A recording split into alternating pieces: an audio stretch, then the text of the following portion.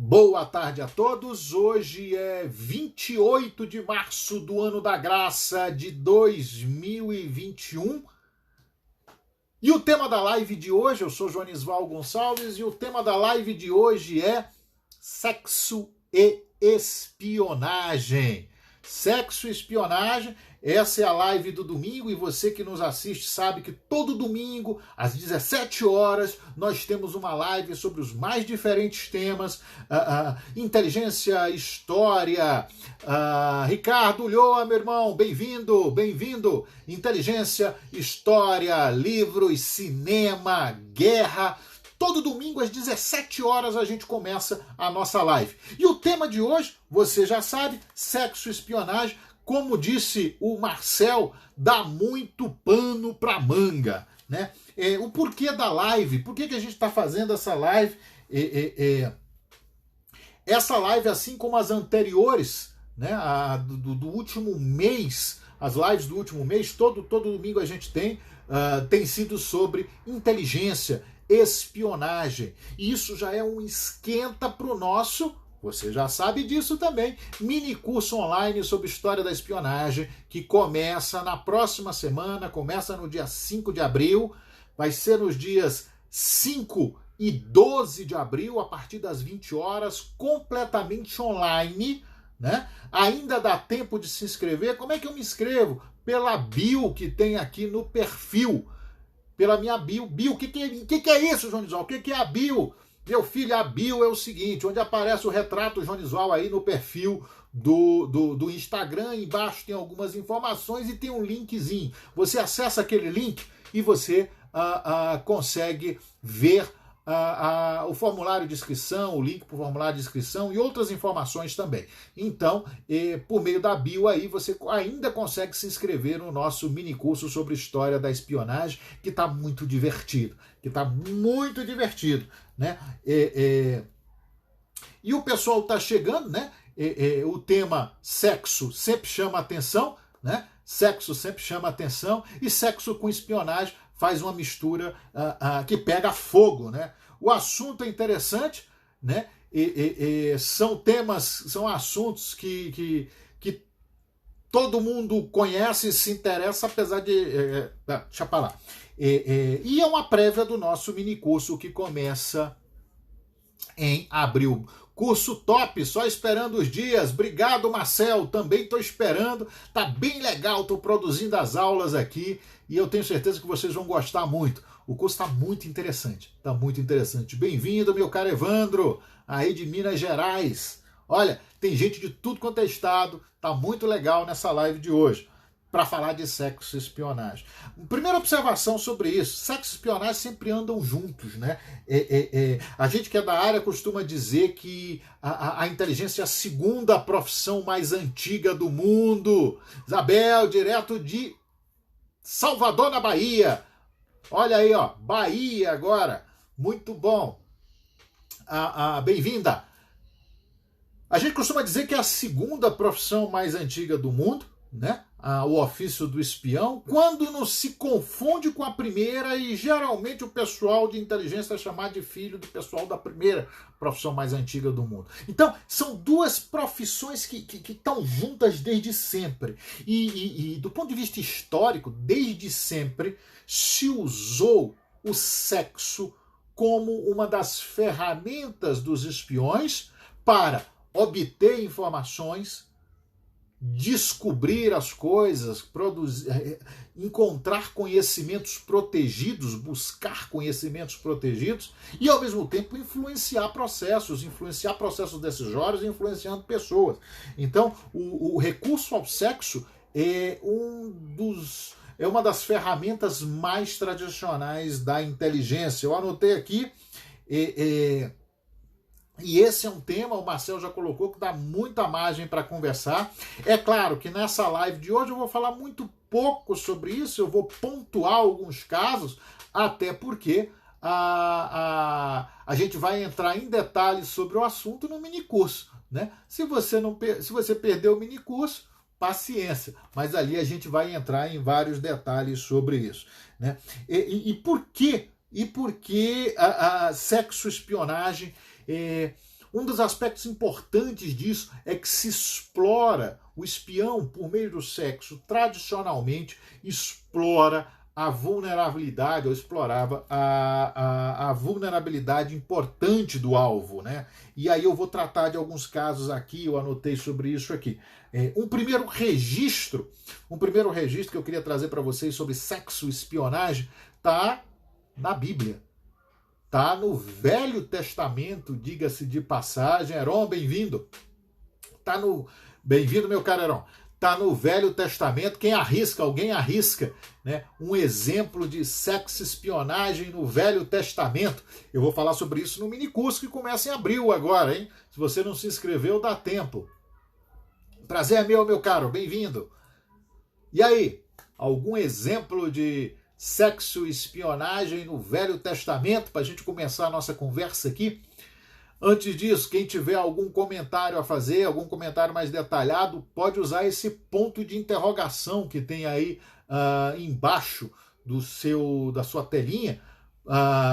Às vezes as mensagens passam muito rapidamente, eu não consigo ler, tá? Então fica aí a sugestão. Muito bem, o caso a que eu me refiro de uso de sexo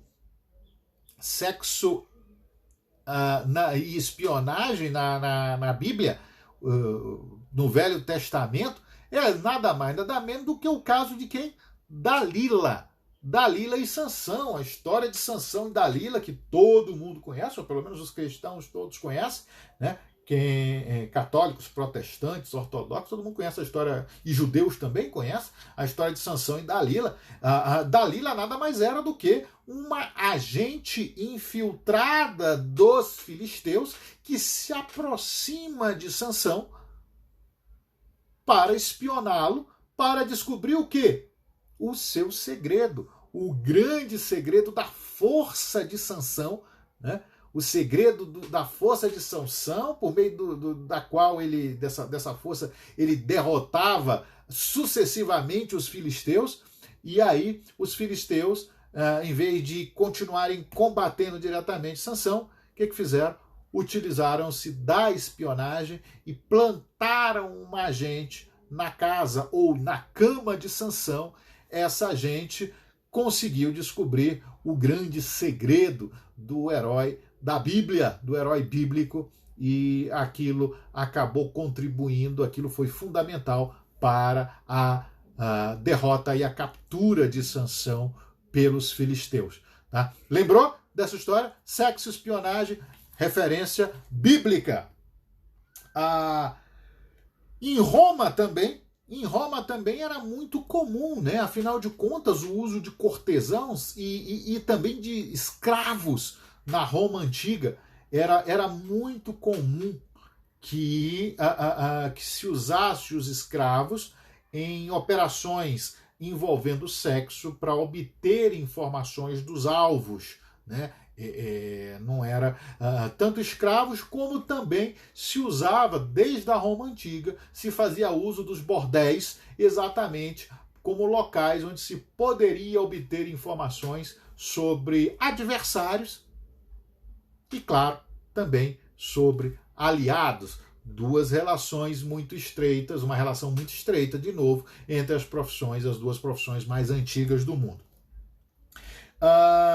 Nos tempos modernos eu chamo a atenção para um caso, eu vou detalhar mais no nosso minicurso online que começa na próxima semana, em 5 de abril, na próxima, sem ser essa, na outra segunda, mas aqui eu deixo uma palhinha do famoso caso de um sujeito ou de uma sujeita chamada Charles Geneviève Louis Auguste André Timothée Déon de Beaumont.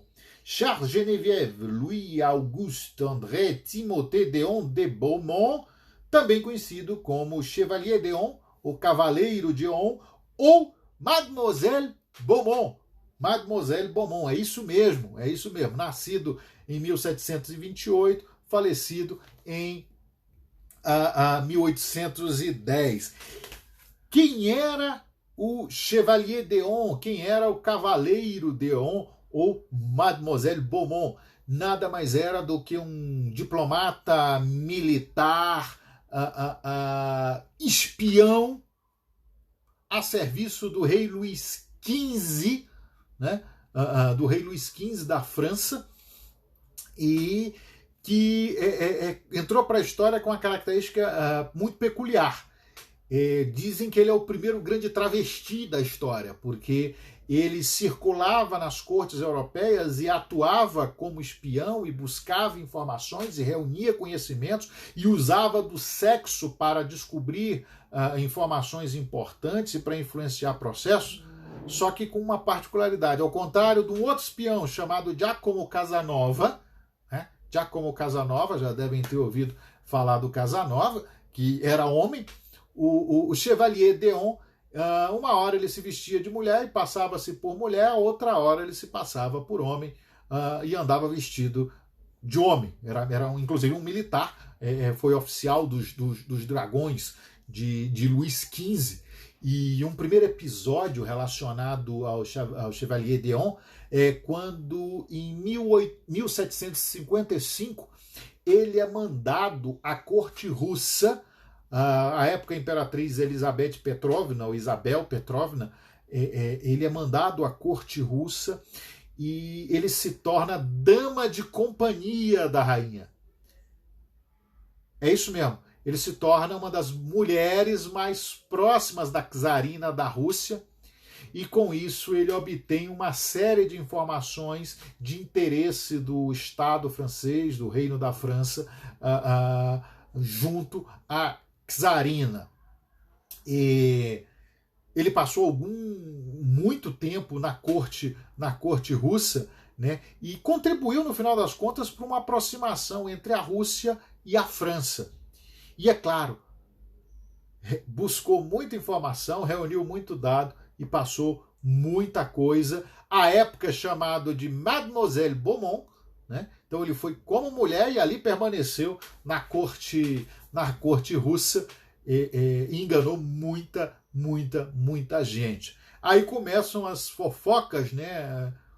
Tá boa a live, o tema tá interessante, vocês estão gostando? Só para saber, se não tiverem a gente muda de tema, mas eu ia contar agora das fofocas. Então, qualquer comentário, por favor. Vocês estão ouvindo bem? Eu não sei nem se vocês estão ouvindo, eu espero que vocês estejam escutando, né? Alguém me dá um sinal aí dizendo que está me ouvindo. Opa, obrigado, minha querida. Bom, a fofoca é o seguinte, como se suspeitava, obrigado, tá todo mundo ouvindo, então tá bom, então o tema tá legal.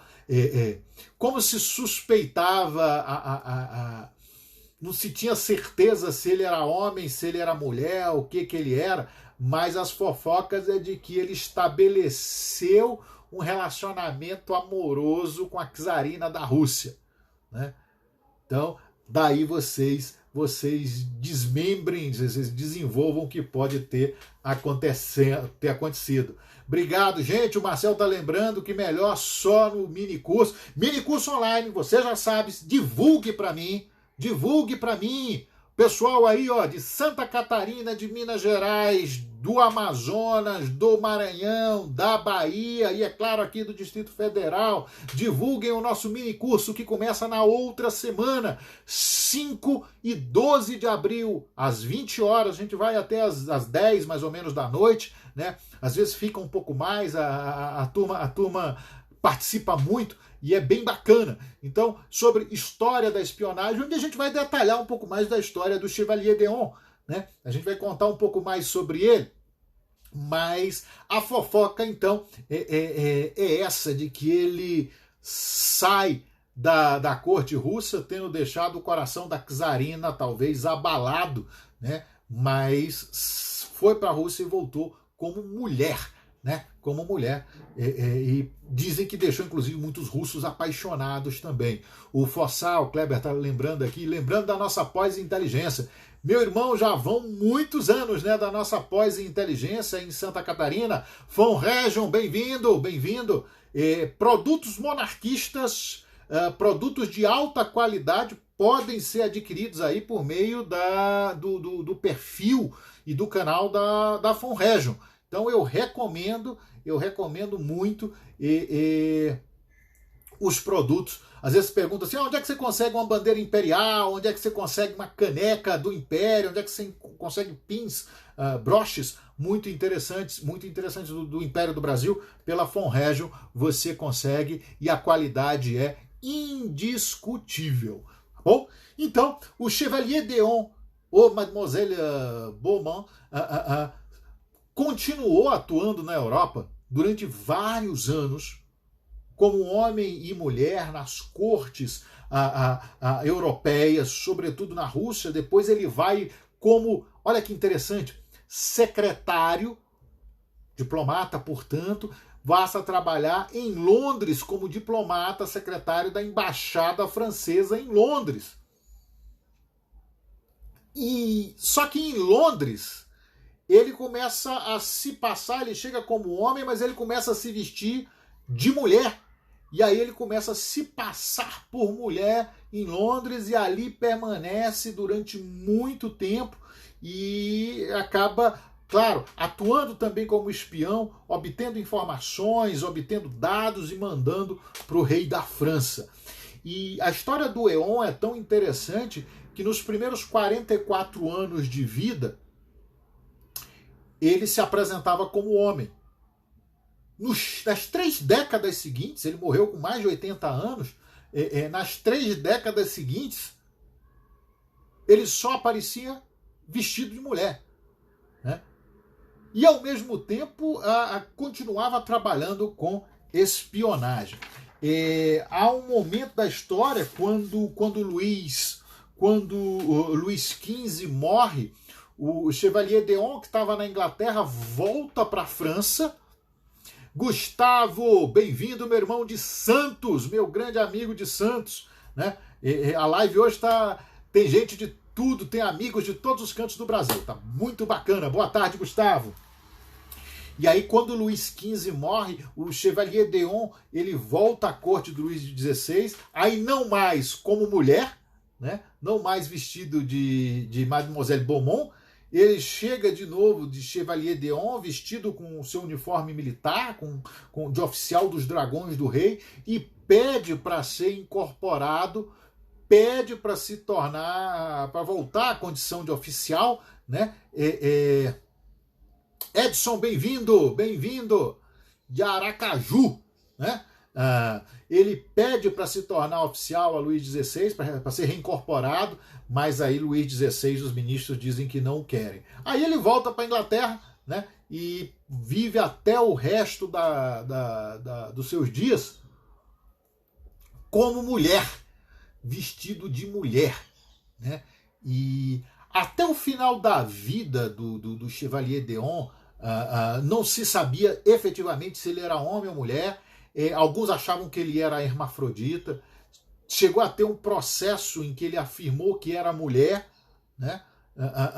E no final das contas, no final da vida, quando ele morre, fazem uma autópsia e aí descobrem.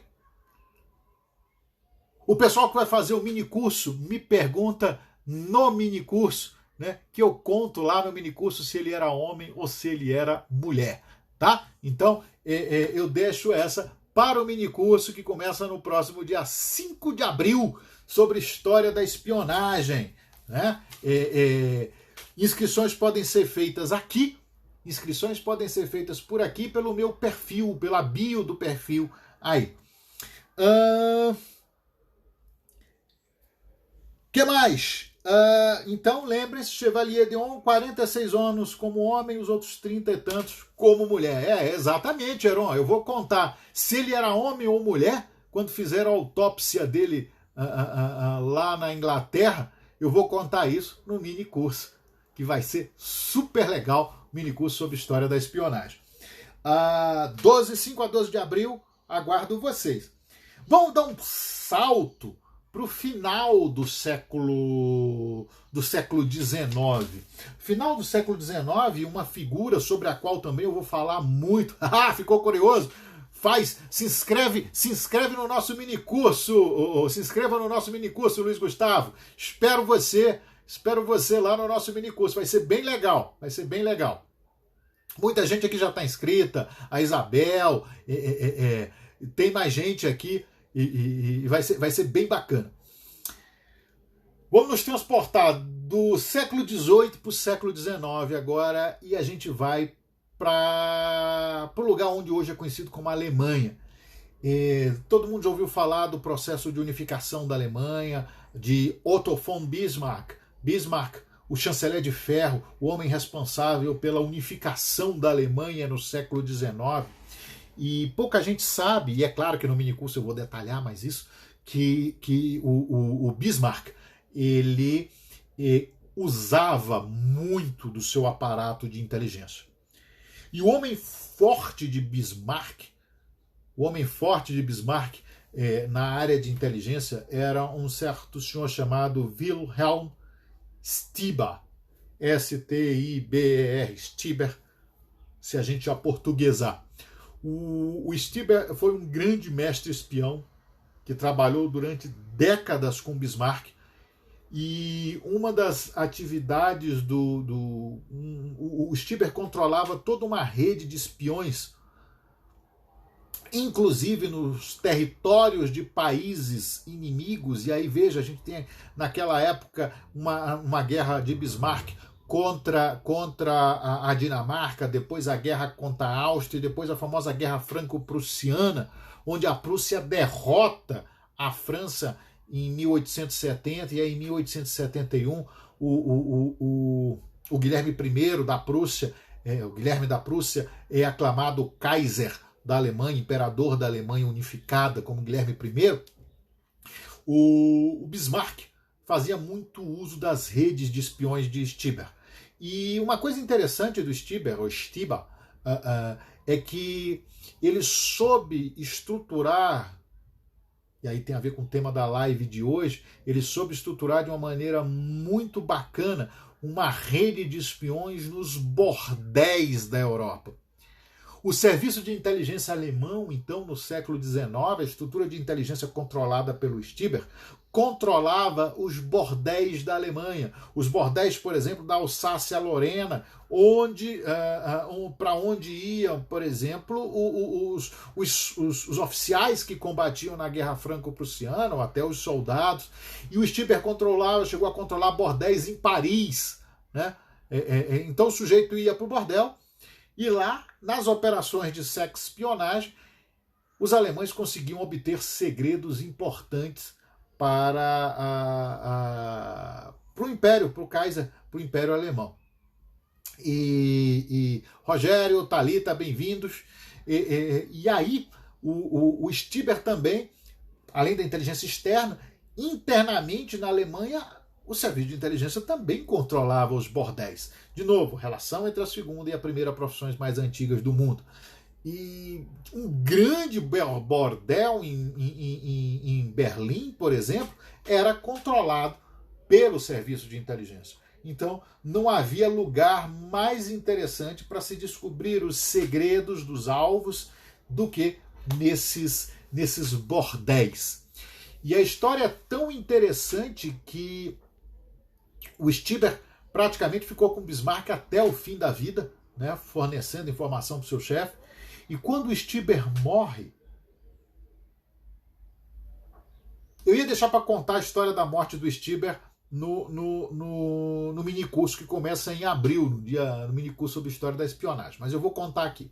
Quando o Stieber morre, dizem que o funeral dele, os funerais dele, foram os maiores da história de Berlim. Nunca se tinha visto tanta gente acompanhando o cortejo fúnebre do Stieber. E detalhe, gente da elite alemã, diplomatas, militares, gente de outras camadas sociais ali, todo mundo acompanhando. Isso foi uma grande multidão acompanhando o velório e o enterro do Stieber. E dizem as más línguas que era exatamente porque aquela sociedade alemã queria ter certeza de que o Stieber havia morrido, e com ele os segredos de muita gente contados nas alcovas dos bordéis da Europa. Né? Então, essa é a história do Wilhelm Stiba, que trabalhou junto com Bismarck. Né? E já caminhando para o final da nossa live, eu disse que hoje seria curtinho. Né? Se você quiser saber mais, é o nosso mini curso, faça! Né? Se inscreva. E a gente vem para o século XX. E no século XX eu queria destacar a importância do sexo e da espionagem para a inteligência soviética. Se cunhou até no século XX a expressão que ficou marcante, sexespionagem. Sexespionagem, ou seja, o uso do sexo para se obter informações.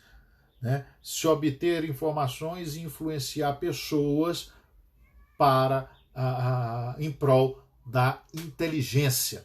Né? Então, os soviéticos se especializaram, entre outras coisas, os soviéticos, a inteligência soviética, a gente já falou muito da inteligência soviética aqui, a gente teve umas 3 lives só sobre a inteligência soviética, 2 ou 3 lives sobre inteligência soviética. Se você quiser rever essas lives, vá lá no meu canal no YouTube. Sabe qual é, né? Joanisval BSB, tudo junto. Joanisval BSB, você entra no YouTube e digita Joanisval BSB que você vai encontrar o meu canal.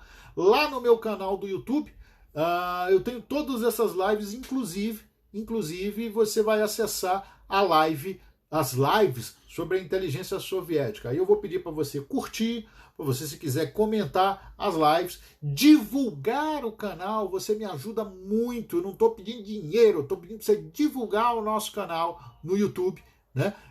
Divulgue o nosso mini curso também, e curta e se inscreva. Se você se inscreve no nosso canal, se você divulga o nosso canal, você me ajuda muito, né? E a manter, inclusive, o canal. Minha ideia é manter, mas se a gente não tiver inscrição, se não for, se não aumentar o número, hoje a gente está quase em mil seguidores, é um número importante, mas se não aumentar, a ideia é depois suprimir o canal. Mas por enquanto está lá. Então no meu canal você encontra as lives anteriores sobre a inteligência soviética. E uma das ferramentas fundamentais, importantíssimas, bem-vinda Dulcídia, Felipe Mourão, bem-vindo. Uma das ferramentas fundamentais da inteligência soviética era o sexo, efetivamente. Os espiões soviéticos eram treinados, havia um segmento da espionagem soviética toda treinada para obter informações por meio do sexo. Os soviéticos tinham verdadeiras escolas, isso é fato, escolas onde se ensinava sobre como obter informações por meio do sexo, né? Aos espiões. Obrigado Luiz Gustavo pelos comentários, meu querido, muito obrigado, bondade sua. E aí, isso passou a ser um ferramental importante, né? Uma outra coisa que os soviéticos eram muito bons em fazer era a vigilância. Então, grandes operações de inteligência envolvendo sexo, vigilância e chantagem com relação aos alvos. Isso era muito típico da União Soviética e dos países do lado de lá da Cortina de Ferro. Não que no Ocidente não se fizesse, mas os soviéticos eram muito mais especializados nisso. E os alemães orientais também, né? A gente tinha as famosas armadilhas, ou em inglês o termo que se usa é honey trap, né? Armadilha de mel, né? Honey traps que eram feitas para pegar determinados alvos que eram de interesse dos soviéticos. E alguns termos que se cunhou relacionados à sexo-espionagem eram as andorinhas, quando o espião que obtinha essas informações era uma mulher. A gente tinha as andorinhas, moças muito bonitas, recrutadas pela inteligência soviética e inteligência de outros países, naturalmente, e essas andorinhas usavam dos seus atributos físicos, intelectuais e sexuais para obter informação dos alvos. E a contraparte masculina das andorinhas eram os romeus, como se usava o termo romeu para o espião que se usava de sexo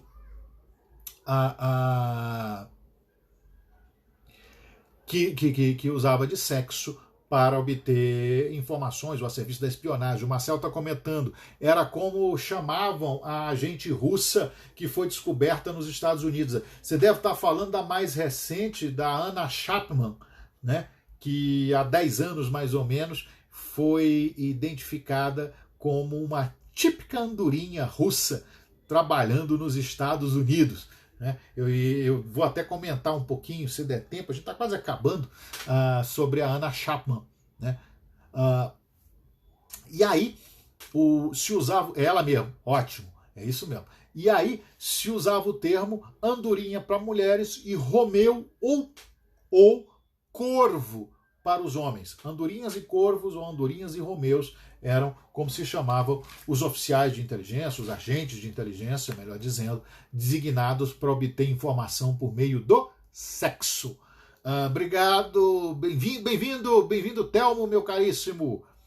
Um exemplo de andorinha, que muito pouca gente, às vezes, faz associação a ela, foi Olga Benário. Olga Benário, agente do GRU, se não me engano, era o GRU, ela era vinculada ao GRU, que na década, no imediato pós Primeira Guerra Mundial, vem para o Brasil e conquista o coração de Luiz Carlos Prestes, né?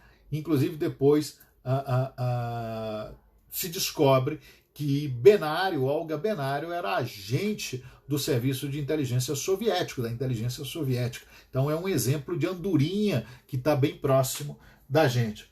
E eu vou contar, já caminhando para a conclusão, de um caso clássico envolvendo sexo-espionagem, né, na União Soviética, um caso real de sexo-espionagem, que aconteceu com o embaixador francês Maurice Dejean na década de 60, 50, 60. O Dejean foi designado para ser embaixador da França na União Soviética no final dos anos 50. E aqui tem uma história interessante. Então vamos contextualizar. Maurice Dejean, embaixador francês na União Soviética. Maurice Dejean vai para a União Soviética, né? Se estabelece lá. Acontece um encontro inusitado do Dejean com um certo cidadão soviético chamado Yuri Krotkov. Yuri Krotkov, que era um artista de teatro, um diretor, um roteirista, né? Escrevia peças, era do entretenimento, do teatro soviético. Eles se conhecem, começam a estabelecer uma amizade.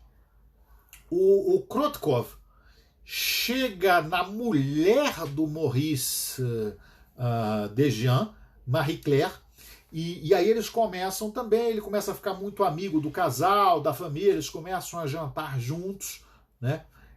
A participar de eventos juntos, e num determinado momento, muitos meses depois, o Krotkov, ele apresenta uma moça para a Marie Claire, né? E por meio da Marie Claire, essa moça se aproxima do Dejean. O tempo vai passando e eles geram situações em que o Dejean acaba se encontrando com essa moça, que se chamava Lídia, foi o nome da primeira andorinha, viu? Lídia. Ele conhece essa moça, acaba se encontrando com ela, e numa situação em que a Marie Claire é convidada para participar de um evento fora de Moscou, o Maurice Dejean fica na cidade, e aí acontece um outro evento em que ele acaba encontrando a Lídia, e os dois vão para o apartamento dela, e aí você já pode deduzir o que acontece, né? E aí eles começam a ter um romance, o embaixador e essa Lídia. Depois de um tempo, essa Lídia é retirada da situação, né? A Lídia, que era uma andorinha soviética, a Lídia sai da situação, né? Mas o tempo que a Lídia teve nessa operação de inteligência serviu para algumas coisas para os soviéticos. Uma delas era conhecer a vulnerabilidade do embaixador francês. O tempo passa e aí o Krotkov acaba apresentando uma outra moça muito bonita. Eu anotei o nome aqui, Larissa Kronberg Sobolovskaya, que era uma atriz, uma artista soviética. E eles acabam atraídos, o embaixador acaba atraído por ela, né? E eles começam um relacionamento, começam um romance. E num determinado momento em que a Marie Claire estava fora de Moscou novamente, o embaixador se encontra com a Larissa e eles vão para o apartamento dela, né? O apartamento dela em Moscou, e na hora que está lá começando a situação, o que acontece? Arromba a porta, o marido da Larissa chega, junto com um amigo, inclusive, 2 brutamontes russos, né, soviéticos, e aí é o Deus nos acuda, o famoso barata voa, o famoso Deus nos acuda, o barata voa, o cara marido traído, você tá perdido, não interessa se você é embaixador, se é diplomata e tal, confusão, o embaixador sai desesperado e entra em contato com quem? Com o amigo Krotkov, que por sua vez tenta solucionar o problema do embaixador soviético, né, do embaixador francês na União Soviética, e o apresenta a uma autoridade do Partido Comunista Soviético, que diz que vai tentar fazer alguma coisa, porque afinal de contas os direitos do marido traído na União Soviética sobre a esposa e o amante da esposa são direitos plenos. Isso geraria um grande escândalo envolvendo o embaixador francês. No final das contas, depois de um tempo, esse alto oficial soviético volta, conversa com o embaixador e diz: olha, conseguimos abafar o caso, está tudo resolvido, né? Não se preocupe. E aí ganha força uma grande relação de amizade entre o embaixador e esse oficial de inteligência soviética. Ele dá um relógio de presente para o embaixador e tudo.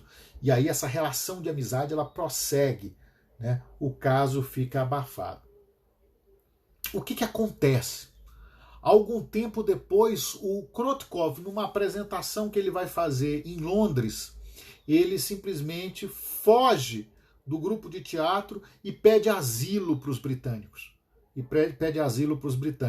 E aí, ao se apresentar, ele se identifica como, além de dramaturgo, de alguém do teatro, ele se identifica como oficial do KGB. E que tinha dados importantes, e aí para você tem que confirmar esses dados e tudo.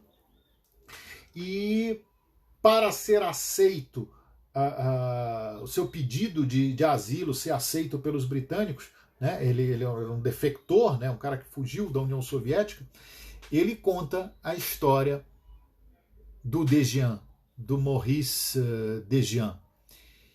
E aí a gente descobre o seguinte, que aquilo tudo havia sido uma operação de inteligência, uma operação de sexpionagem gestada pelo KGB para comprometer o embaixador e chantageá-lo.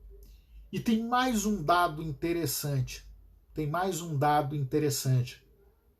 É claro, o embaixador, os ingleses passam para os franceses chamam o embaixador de volta a Paris, e lá ele confessa aquilo tudo, aquele episódio, a paixão louca que ele teve por aquela mulher e aquilo tudo que aconteceu. Ele confessa tudo, e aí eles botam panos quentes e tudo, mas o desdobrar disso, né, é que o Dejian tinha uma pequena particularidade.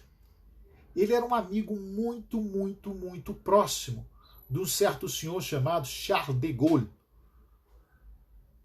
Charles de Gaulle, que viria logo depois a ser o presidente da República Francesa. E com isso era bem provável que o Dejean viesse a ser, pelo menos, ministro das Relações Exteriores da França. Ou seja, os soviéticos prepararam uma operação de sexo-espionagem, um honey trap, uma armadilha, para manter sob a sua alçada, sob a sua égide, um dos homens mais influentes da República Francesa. Então, é só contando aqui para que a gente tenha ideia de como é que é isso. Já são 18h10. Eu ia falar da Anna Chapman, mas não vou falar mais dela hoje, não. Né? A Anna Chapman a gente deixa para uma conversa futura, mas só uma pequena referência. Aconteceu agora, em 2010, foi o caso dessa espiã russa que participou de uma série de operações de sexo-espionagem nos Estados Unidos, inclusive com contatos com alvos do Partido Republicano e da elite republicana dos Estados Unidos, que no final das contas foi descoberta numa operação do FBI e presa, né? E depois deportada para a Rússia numa troca de espiões, né? Parece cena de filme e de Guerra Fria, mas aconteceu há 10 anos, um pouco mais de 10 anos. Né? Então, isso tudo tem a ver com sexo e espionagem. E espero que vocês tenham gostado da live, do nosso minicurso que começa no dia 5 de abril, sem ser nessa segunda, na outra. Se você não se inscreveu, ainda dá tempo de se inscrever.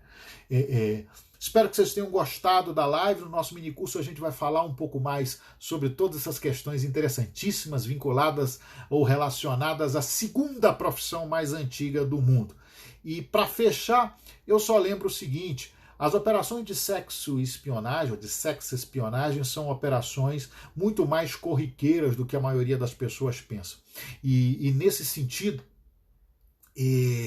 do mesmo jeito que elas ocorrem, e eu comecei citando episódios bíblicos, do mesmo jeito que elas ocorrem desde que o mundo é mundo, a única certeza que a gente tem é que elas vão continuar ocorrendo enquanto houver ser humano sobre a face da Terra. Porque é assim que acontece com a espionagem. A espionagem vai continuar existindo enquanto existirem seres humanos. E enquanto existirem seres humanos, pelo menos até onde eu acredito nisso, né, o sexo vai continuar existindo também. Então, sexo e espionagem é para a eternidade. E espero que vocês tenham gostado. Semana que vem nós temos mais uma live. Obrigado, Marquinhos. Obrigado, Heron, Luiz Gustavo. Opa, se programe, Heron, para o curso. Se programe. 5 e 12 de abril. São 2 noites só, das 8 às 10 da noite, das 20 às 22. 5 e 12 de abril. Bárbara, se inscreva também. Né? Heron, tenho certeza que você vai gostar do minicurso. As inscrições podem ser feitas pela bio aqui do perfil. Semana que vem, como todo mundo sabe, no mesmo bate-horário, às 17 horas, no mesmo bate-canal, meu perfil pelo YouTube, a gente faz outra live, né, sobre temas. A gente faz mais uma live sobre temas dos mais distintos: inteligência, segurança, guerra, né? Fossá, foi uma honra rever o grande irmão. Saudações das equipes de inteligência da nossa fronteira e desse seu fã. Forte abraço e abençoada semana a todos. Obrigado, Fossá. Divulgue o nosso minicurso aí para o pessoal da fronteira. Divulgue, por favor, o nosso minicurso aí para o pessoal da inteligência. O pessoal da inteligência tem desconto, viu, Fossá? O pessoal da inteligência, os amigos da área de inteligência, da área policial, Forças Armadas, tem um desconto no nosso minicurso. Tá? Semana que vem começa o minicurso. No domingo de Páscoa, nós teremos mais uma live. E na segunda-feira começa o minicurso. Então, tenham uma ótima semana. Obrigado, Fossá. Será divulgado. Tenham uma ótima semana. Se cuidem nessa época de pandemia, por favor. Tá cansando essa história de receber notícia de pessoas queridas indo embora ou passando para um outro plano. Se cuidem, tenham uma ótima semana, uma semana abençoada. Até o próximo domingo, domingo de Páscoa, às 17 horas, por esse Bate-Canal. Fiquem com Deus. Até lá. Abraço.